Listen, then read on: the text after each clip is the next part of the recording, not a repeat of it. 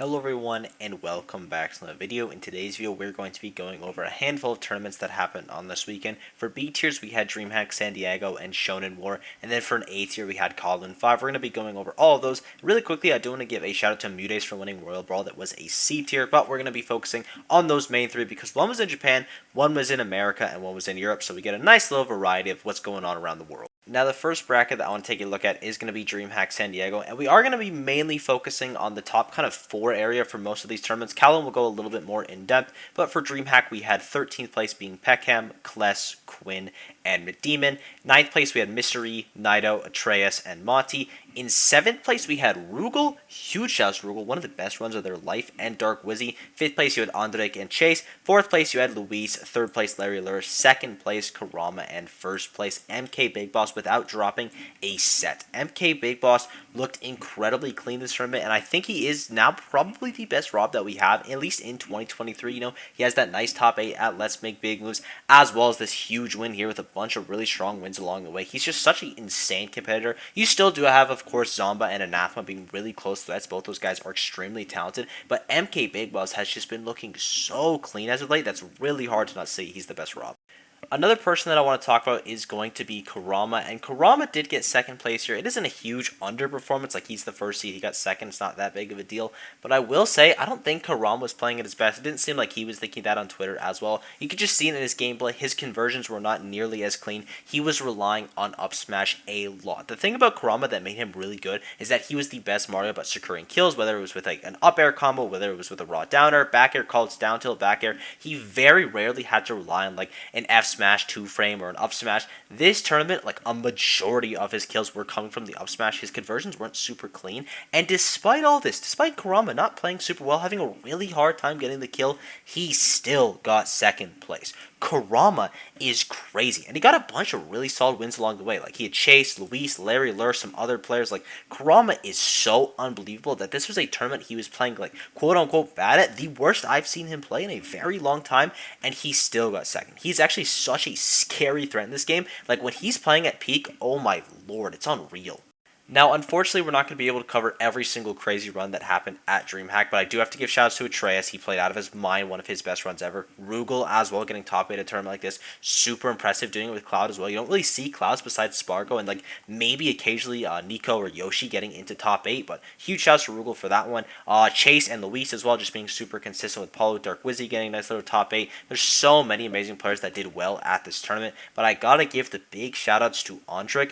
Andrek is such an amazing player. He just doesn't really go at anything. I think the only major that we've seen Andrek at recently was at LSI, where he barely missed the final bracket. I think he got like 9th or something in the actual tournament. I need to see more Andrek. He is such a talented player. It's actually unreal how good he is. In contention for best Falcon in the world, and that's with Jogaboo absolutely tearing it up. Andrek is that talented. There's a couple players from Mexico like that. You have Waka, you have Alandis. Andrek as well is definitely someone that's on this list. He is insane. I really want to see more of him. Next up, I want to talk about Shonen War. This tournament was also crazy, and we're going to mainly focus on one person, but our top 13 was, or our top 16 rather, was Nightox, Lugi, Mezcal, and Homika in 13th. Tarek, TSKFC. I think there's probably like an abbreviation for that, but he's a really good NES player that beat Lugi, so huge shouts to him for that. And then Rare Choyer, I have no idea what saying it. I know for a fact I'm butchering it. Extremely talented Sora player. He's very, very good. Sorry for butchering your name. And then Space as well in 9th place. Our 7th place finishers were Super Semi and Raflo. 5th place you had Art Sniff and Flo. 4th place you had Andres FN. 3rd place Gluttony. 2nd place Siski. And 1st place was Bloom4EVA.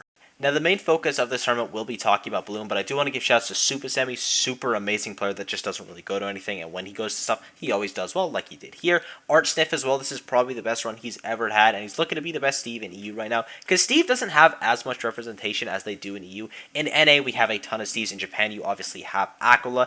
EU, you have a couple really good Steves. I think Maze Bean's probably the best example. Curry Governor as well is very talented, but this is a really strong one from Art Sniff, so huge shouts to him for that. Flo as well has become such a consistent threat in EU. Raffo, it's always nice to see him doing well. Andres FN as well. He's just such a talented player, one of the best Kens in the world. I mean, one of the best FGCs in the world. I feel like Andres FN is like the only true FGC player. Like, he's playing Terry, he's playing Kazuya, he's playing Ken. It's actually insane how deep his roster pool is. And then you obviously have your big three of Glutos, Siski, and Bloom. But we gotta talk about Bloom, because this guy was a problem. this tournament. So he lost to Andres FN pretty early on. Winner's quarter side, he was trying out Aegis. It didn't really work out. He won one game with Aegis, lost 2 games, went to Bayonetta, won a game, and then lost ultimately game 5, all to Andres' Ken. And then he just makes a crazy lose run. He 3-0s TSKFC, again, probably an abbreviation for that. I just don't know it. 3-1 Super Semi, 3-1s Arsniff, 3-0s Andres in the run back, 3-0s Gluto, and then 6-0s Siski in Grand Finals. Also, shouts to Siski for beating Glutony because that set was a banger. But BLOOM4EVA is a top 10 player in the world, and I think it's like undeniable. If you just looked at him playing this tournament, it was actually crazy how dominant he was. Siski tried Incineroar. That's how bad it got. Siski brought out his Incineroar. It didn't work, but oh my god, BLOOM4EVA is just crazy. He's one of the best neutrals in the game. Top 5 neutral, free. He's playing Bayonetta correctly, which is always so sick to see when people actually know how to play their character. I feel like sometimes you have these really top players that are just out neutraling their opponent, but they're not playing specifically their character's win condition. And when a player fully understands, these are my character's strengths, here's how I exploit them super, super hard, like BLOOM4EVA clearly does, it is so sick to see. Lima also does this very well. Bayonetta players just go to this. Also, Mutes does this very well. I think it's just something about Bayo players because, Mutes have like a secondary Bayo or something. They just understand, okay, if I'm playing to my win conditions, I'm going to be so much strong. Bloom does it so well. He was so crazy this tournament. If he keeps playing like this, I mean, he's already a top 10 player in the world, but he could be like top 5, not even kidding, top 1 player in the world. Bloom was looking so scary this event. Really quickly though, before we actually do talk about Kowloon, I want to talk about the character representation throughout the entirety of the tournament. So this is everyone that entered. We have all the character data right here, and this is just from the Kowloon Twitter account. It will be linked down below. Interestingly enough, 17 Steves and 17 Minmins. 17 Minmins makes a lot of sense. 17 Steves, it seems pretty crazy because you don't really see too many of the Steves making it to the top level, but it proves that they are there, as well as 17 Kazuya's, 16 Aegis's. DLC Pass 2 is running in this bracket. Then you have Wolf and Greninja tied for 15th. Greninja being this high, it makes sense because Japan thinks very highly of Greninja.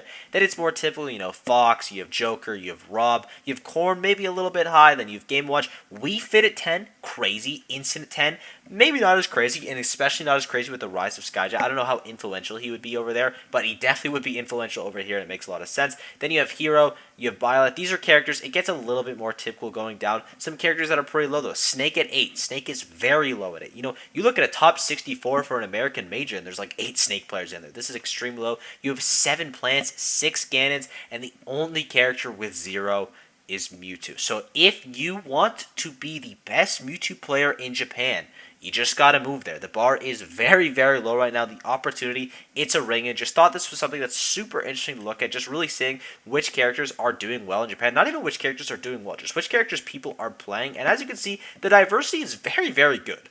And for the actual bracket itself, in 13th place we had Raito, Hurt, Takara, and Now. 9th place we had Omatsu, Passeriman, Menzuko, and Naya. I believe that's how you say that, or Nia maybe, or Nie. It could be any of those, but they are a very intelligent Steve player. Also, really a little bit off topic, but the only Steve that I've seen do pretty well in Japan besides Aquila, this is a very impressive performance. So, second best Steve in Japan, potentially. They played very well this tournament. Huge shouts to them for them. And then in 7th place we had Takai and Umeki. 5th place Shiryuki and Cosmos. 4th place Yara, 3rd place Osimo, 2nd place Mia, and 1st place Shuton. We're going to be staying mainly within the top 8 just for the sake of time, but I got to give a shout out to Hurt because I love seeing Snake players do well. So many Snakes in Japan doing well, so many Snakes in EU doing well. Well, maybe not as much EU, but NA, Mexico, Snake is such a dominant character. Canada as well, you've Grape doing really well over there. He's just such an amazing character, and I'm a Snake fan, so if my Snake's going to be doing well, I'm always going to give him shout outs. Huge shouts to Hurt. He's so talented.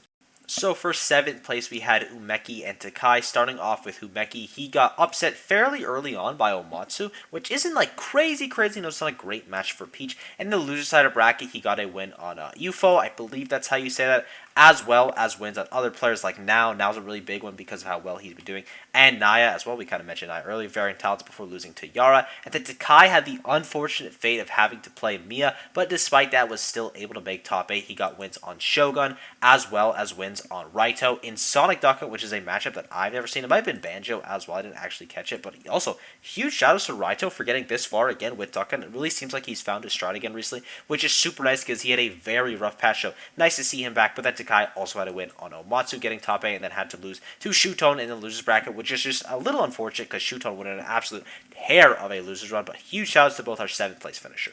In 5th place, you had Cosmos and Shiryuki. Starting off with Shiryuki, who had one of the biggest upsets of the tournament because they got a nice little win on Shutone. That is massive, as well as wins on Yara and Gantama. Shiryuki is just crazy. Such an amazing player. Definitely the best Inkling in the world right now. There's a couple Inkling players still doing it big.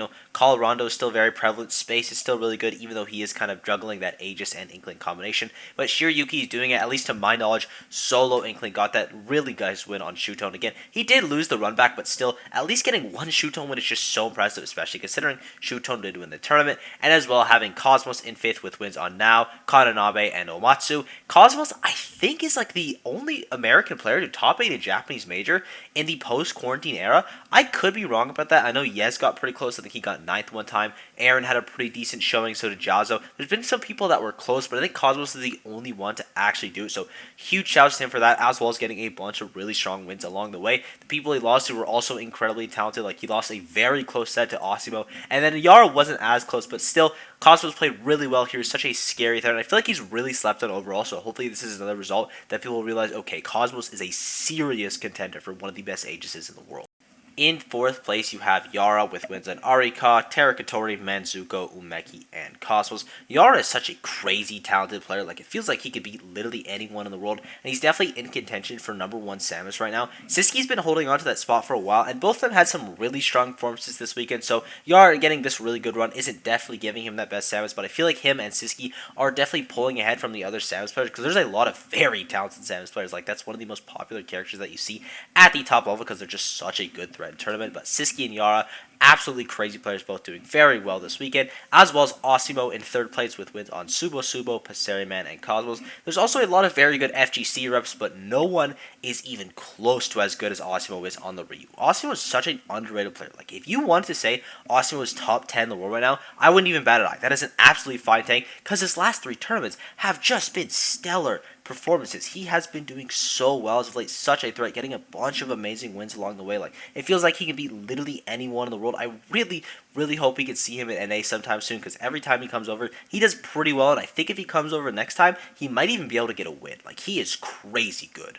In 2nd place, you have Mia with wins on Takai, Nae, again, sorry if I'm butchering that, Shiryuki, and Osimo. Mia is probably the hardest player in the world to rank right now, because the start of his season is really weak. He has a pretty rough Umabora and a really bad Kagaribi, and then he wins Meisuma, then he wins Subageki, then he gets 2nd at this tournament, only losing to Shutone. He is so crazy good. Those first 2 tournaments are hurting him, definitely in the ranking, but I think if you want to put Mia in your top 10 as well, especially for the last, like, just month or two, he is definitely in there, because he's been such a consistent threat. Again, the last 3 tournaments that he's been to, the last 3 majors, he has been in the grand finals. Definitely the best game watch in the world at this point. He is so good. I really want to see him in NA again, because I don't think that his showing at the Scoff World Tour was super great, and then at Apex as well, we didn't get to see him play any super top 10 like NA players besides like Jackal. I think was definitely arguably top 10 NA at the time, because Jackal is crazy good. But Mia is such an amazing player. Really well played by him this weekend, even though he didn't end up winning it, because we got to talk about who ended up winning it, and that was Shutone with a much needed bounce back. He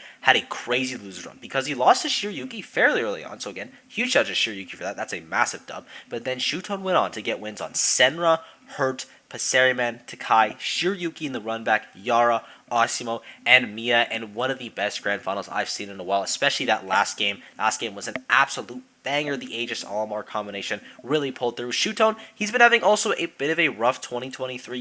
He had a pretty decent Umabora, I believe it was, and that he hasn't really been to too many events, but the other ones that he was going to was lackluster. He missed a couple top 8s in 2022. That was unheard of, but he bounced back super hard. And watching good Shutone in Smash Ultimate, it's just like watching art. It is so clean. Shutone is such an amazing player. Really happy he's back at the top of his game, and I thank you guys for watching. I hope you enjoyed. We went over a lot of stuff this weekend, or rather, there's a lot of tournaments this weekend, and it's really hard to cover it all. So if there's any top players that I left out, please let me know down below. I'll be sure to tell you how their runs were, like where are you ranking them, all that kind of stuff. Thank you guys for everything. Sports been absolutely unreal. Sorry, the upload schedule's been a little bit scuffed. It's probably going to say scuffed just because real life is sometimes a little bit difficult. But yeah, thank you guys for everything. Sports been absolutely unreal, and I will see you all in the next video. Bye-bye.